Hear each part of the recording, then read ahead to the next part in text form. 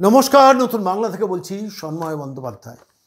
তারা সুন্দরী বালিকা বিদ্যালয়ে হাওড়ার একটি স্কুলের শিক্ষিকা, বোধহয় সম্ভবত প্রধান শিক্ষিকা, তিনি তার অভিভাবক এবং ছাত্রীদের কিছু বক্তব্য রাখছিলেন আরজিকর কাণ্ড নিয়ে। সেই ভিডিওটা আজকে আপনাদের কাছে দেখাবো। স্যালুট দিদিমণি, আপনাকে প্রণাম। দূর থেকে আপনার সঙ্গে আমাদের পরিচয় নেই, কিন্তু আপনাকে প্রণাম। তার কারণ আপনি যে বলিষ্ঠতা নিয়ে কথা বলেছেন, সেই বলিষ্ঠতা নিয়ে বাংলার প্রত্যেকটি স্কুলের প্রত্যেক শিক্ষিকাকে এই ভাষায় কথা বলতে হবে। এটাই প্রয়োজন, এটাই সময়ের দাবি, এটাই সরকারকে বোঝানো দরকার যে এটাই মানুষের কথা। যদি ক্ষমতা থাকে, আমি পশ্চিমবঙ্গ সরকারের মমতা বন্দ্যোপাধ্যায়কে বলছি, যদি ক্ষমতা থাকে এই ভদ্রমহিলাকে শোকজ করুন। স্কুলের চত্বরের মধ্যে ছাত্রীদের যেভাবে উদ্বুদ্ধ করছিলেন, ইন্সপায়ার করছিলেন, আমার মনে হয় সেটাই তো সময়ের দাবি। সেটা কি অস্বীকার করার চেষ্টা করছেন? আমি আমার হাতে দুটো বিজ্ঞপ্তি পেয়েছি, আমি আপনাদের দেখাবো। তারা সুন্দরী বালিকা বিদ্যালয় যেখানে দাঁড়িয়ে শিক্ষিকা তার ছাত্রীদের উদ্বুদ্ধ করছেন আরজিকর কাণ্ডের বিরুদ্ধে রুখে দাঁড়ানো, প্রতিরোধ করা, তার অভিভাবিকাদের উদ্দেশ্যেও ডাকটা দিচ্ছিলেন। ঠিক সেই সময় দাঁড়িয়ে আমি দুটো বিজ্ঞপ্তি হাতে পেয়েছি। একাধিক সমস্ত ডিস্ট্রিক্ট ইন্সপেক্টর অফ স্কুলস তারা এই বিজ্ঞপ্তি জারি করেছেন, যেখানে আমার হাতে এই মুহূর্তে রয়েছে পশ্চিম মেদিনীপুরে ডিস্ট্রিক্ট ইন্সপেক্টর অফ স্কুলস লিখেছেন, I have to inform to take necessary action in respect of non-involvement of students in any kind of program except school education department outside the school campus, except school education department outside the school campus. Take necessary action in respect of non-involvement of students in any kind of program except school education department outside the school campus. মানেটা আমার কাছে খুব পরিষ্কার হলো না। মূল কথা হচ্ছে ছাত্রছাত্রীরা আন্দোলনে যেন না থাকে। আমি ঠিক সেই জায়গা থেকে দাঁড়িয়ে non involvement of students in any kind of programme except the programme of the school education ডিপার্টমেন্টের প্রোগ্রাম ছাড়া outside the school campus non involvement of students in any kind of programme, অর্থাৎ আন্দোলনে তোমরা অংশগ্রহণ করো না। আমি যতটুকু মানেটা বুঝলাম, ইংরেজিটা গোলমেলে এক।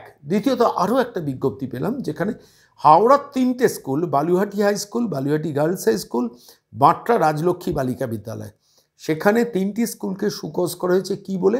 Keeping the above in mind, you are show cause to explain why such activities happen involving the teachers and students of your school. You are directed to reply to this show cause letter within 24 hours, otherwise strict action will be taken, district inspector of school secondary education. প্রথম কথা হচ্ছে, DI এর এই অধিকার নেই স্কুলের শিক্ষককে সরাসরি এভাবে শোকজ করা। তার কারণ ডিআই অ্যাপয়েন্টিং অথরিটি নয়।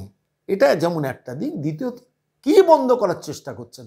কার মুখ আটকানোর চেষ্টা করছেন? ছাত্রছাত্রীরা আন্দোলনে নামছে, রাগ হচ্ছে, যন্ত্রণা হচ্ছে, কষ্ট হচ্ছে মমতা বন্দ্যোপাধ্যায়, মমতা অভিষেক প্রাইভেট লিমিটেড কোম্পানির অনাচারের রাজত্বের বিরুদ্ধে সারা পশ্চিমবঙ্গের সমস্ত স্কুল কলেজের ছাত্রছাত্রীরা নেমে পড়েছে, কাঁপুনি ধরেছেন নবান্নের। তার রেজাল্টে এই ধরনের হুমকি, একটার পর একটা নোটিফিকেশন, বিজ্ঞপ্তি, ব্রাত্য বসুর দপ্তর, যে ব্রাত্য বসু শিক্ষামন্ত্রী, এখনও শিক্ষামন্ত্রী আছেন কিনা আমরা জানি না, তিনি বিকাশ ভবনে যান কিনা আমি জানি না, কিন্তু সেই দপ্তর থেকে এই ধরনের বিজ্ঞপ্তিগুলো জারি হচ্ছে। ভয় দেখানো, চমকানো, আমার বিরুদ্ধে কথা বলা, আপনার বিরুদ্ধে, আরজিকর নিয়ে কথা বলা মানে আপনার বিরুদ্ধে কথা বলা কেন? তাহলে আপনি কাউকে অপরাধীকে আড়াল করছেন? তাহলে কি আপনি তথ্য লোপাট করছেন? স্বাভাবিকভাবে মানুষের মনে প্রশ্ন আসছে, ছাত্রছাত্রীদের মনেও আপনার সম্বন্ধে আস্থাটা চলে যাচ্ছে। এটাই বোধহয় মমতা বন্দ্যোপাধ্যায় ভয় পাচ্ছেন, আর সেই জায়গা থেকে হুমকি চমকি এগুলো শুরু হয়েছে। ঠিক এই প্রেক্ষিতে দাঁড়িয়ে ভাবুন তো, মানে শিক্ষা দপ্তরকে নামিয়ে দিয়েছেন আমার বিরুদ্ধে যাতে আন্দোলন হয়। আরে আরজিকর নিয়ে প্রতিবাদ করছে, আপনার বিরুদ্ধে আন্দোলন কি? তার মানে আপনি অপরাধী মন আপনার কাজ করছে।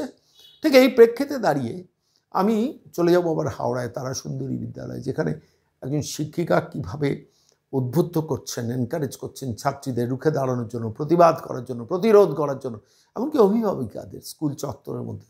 যদি ক্ষমতা থাকে এই ভদ্রমহিলাকে শোকজ করে একবার দেখুন মমতা বন্দ্যোপাধ্যায় আপনাকে। আমরা সরাসরি নতুন বাংলার তরফ থেকে চ্যালেঞ্জটা জানালাম। যদি ক্ষমতা থাকে, ব্রাত্য বসু আপনাকে বলছি, এই ভদ্রমহিলার এই বক্তব্যটা শুনুন।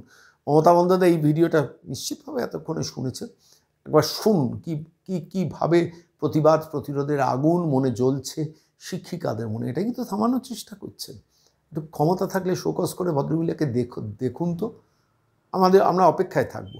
আজকে চলুন আমি নতুন বাংলার দর্শকদের সেই ভিডিওটা দেখাবো। সিন্ধুকের ভেতরে ঢোকাবে, তারপরে হয়তো কোনো চেম্বারের মধ্যে ঢুকিয়ে বলবে মেয়েরা তোমরা মরো।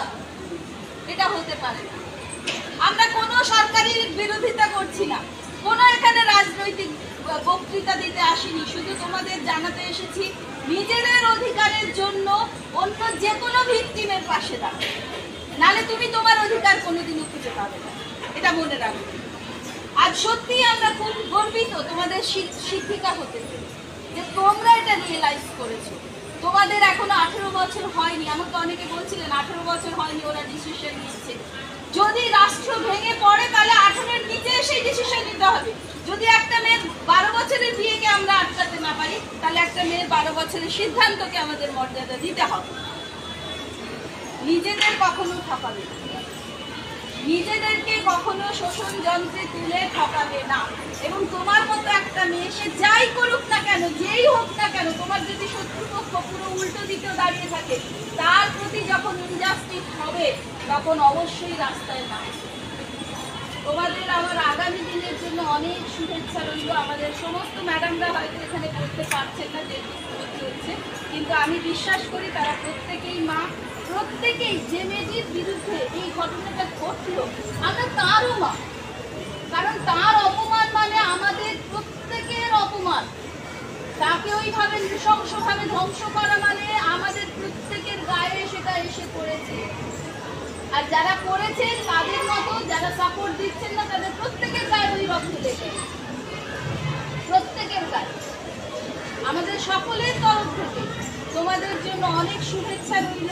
আমরা 1 মিনিট যে ভিকটিম তোমরা সবাই জানো, তার নাম প্রকাশ আমরা করবো না, কিন্তু সে আমাদেরই ঘরে, সে আমার মেয়ে, ওনার মেয়ে, ওনার মেয়ে, সবার মেয়ে, তোমাদের বোন, তোমাদের দিদি, সবার। একজন ডাক্তার যখন পরিষেবা দেন তিনি দেখেন না কিন্তু কি ধর্ম, কি জাত, কোন ফ্যামিলি থেকে বিলং করতে, কিচ্ছু দেখে না, সে সেবা করতেই এসেছিল। আমরা তাকে নিতে পারলাম না, আমরা তাকে রাখতে পারলাম। আমরা তার জন্য 1 মিনিট নীরবতা পালন করব।